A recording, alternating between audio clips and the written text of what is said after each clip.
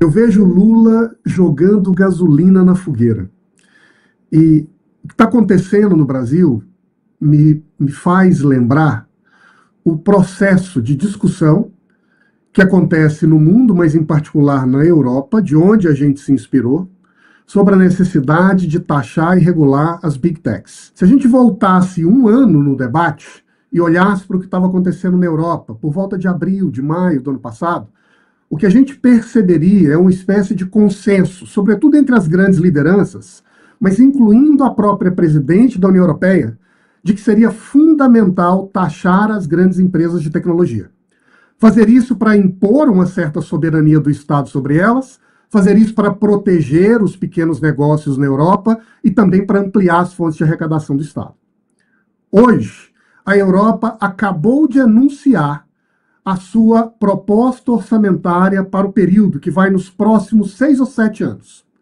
E segundo essa proposta, há uma expectativa de ampliar a arrecadação da União Europeia para 2 trilhões de euros, com o objetivo de fortalecer a nossa independência para financiar atividades de defesa, fronteiras, preservação e apoio à Ucrânia, e taxar grandes empresas, como, por exemplo, de tabaco e de carros elétricos. Mas a Europa desistiu de taxar as big techs.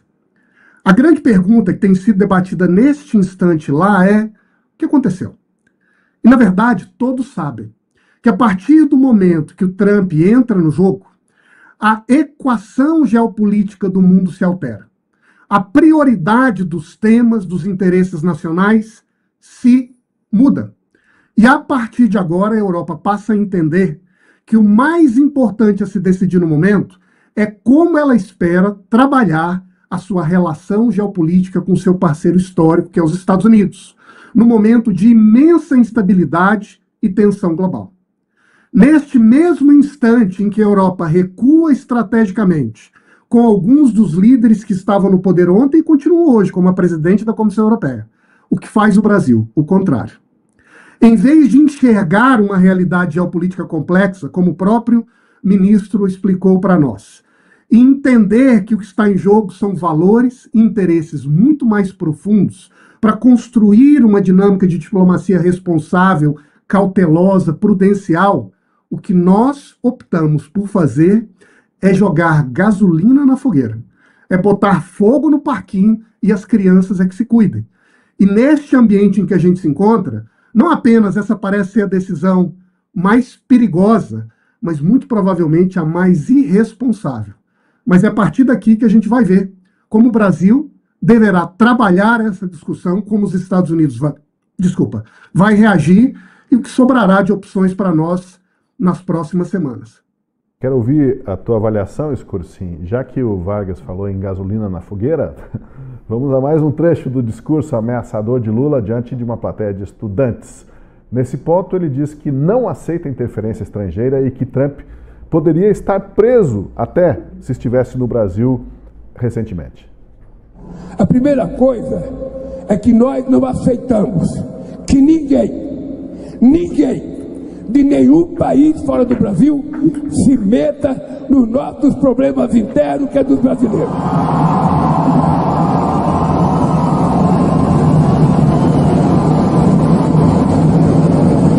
E eu disse ontem para a imprensa, se o Trump morasse no Brasil e ele tentar fazer aqui no Brasil o que ele fez no Capitólio, certamente ele também estava julgado e poderia ser preso. Não tem como não chamar a atenção toda essa fotografia, né, do que a gente viu agora. Ele está lembrando o Hugo Chávez, ou até mais recentemente o Nicolás Maduro, mas lembra muito toda a estética do Hugo Chávez nas palavras e na fotografia, hein, Scorsin? E creio ser proposital isso, né? Na sua primeira intervenção, você falou, parece que ele está num comício, né? Eu acho que o lugar ontológico do Lula é um comício. Ele está sempre num comício o tempo todo. Acho que mesmo que ele está tomando banho, olhando para o espelho, ele está tentando convencer o cara do espelho que ele é ele. Assim. Eu acho que ele está sempre nesse modo.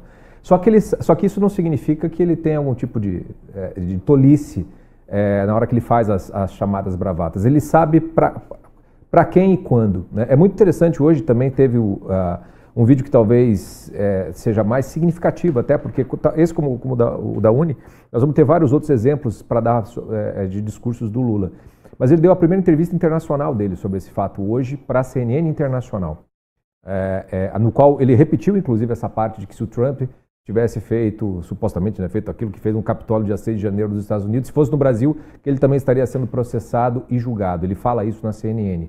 Já foi, inclusive, respondido pela porta-voz da Casa Branca Oficial a respeito de algumas das coisas que ele falou nessa entrevista. E estou falando dessa entrevista porque se você assistir a entrevista, foi dada no mesmo dia, talvez tenha sido gravada antes, mas se você pegar o tom, a forma como ele se coloca, ele se porta, né, ele vai mais para um lado de um estadista do que esse sujeito, né, esse bananeiro, né, de República de Bananas, como ele se comporta ali no converscote ali da Uni. Mas ainda assim, você vê que ele está num movimento de confronto. Né?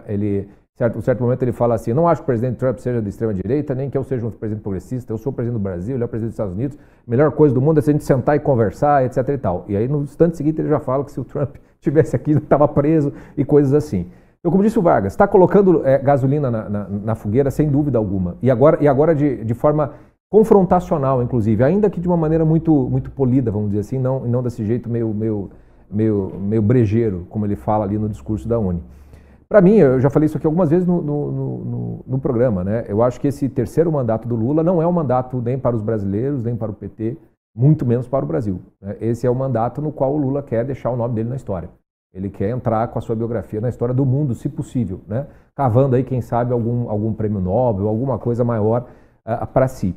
Ele sempre fez o discurso dele aqui para dentro, ele aumentou o tom dessas bravatas, ele apertou o pé no acelerador mais à esquerda do que qualquer outra coisa, e agora o Donald Trump, de certa maneira, deu a ele, né, um trampolim para ele poder se posicionar dessa maneira internacional. Ele claramente se coloca agora como se ele fosse, né, aquele que vai se contrapor a Donald Trump, uma espécie de liderança do mundo contra o Donald Trump, né? O que é, obviamente, uma coisa simplesmente ridícula, né? Porque é mais ou menos como aquele time da Nova Zelândia querer enfrentar o Bayern de Munique na Copa do Mundo de Clubes. Tomou de 10-0, vai com fé, né? Quer dizer, não tem o menor cabimento, o Lula perdeu completamente a sua credibilidade na União Europeia, né?